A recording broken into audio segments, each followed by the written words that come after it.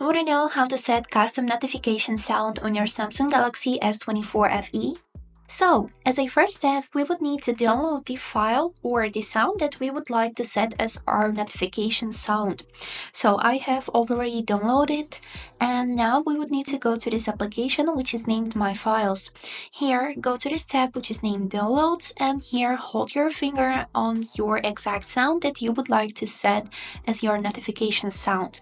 Here, we would need to click Move, and then here on the Select Folder tab, we would need to find a folder which is named Notifications.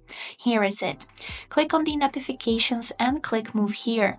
After this, we would need to open Settings on our phone, then find this tab named Sounds and Vibration, and go to the tab Notification Sound. And here in a while, we should be able to see our custom notification sound, and yes, here is it. By clicking on it, we will set it as our custom notification sound, and now we can simply click back to save the changes. You can see them here. And that's it. I hope this video was helpful. Thanks for watching.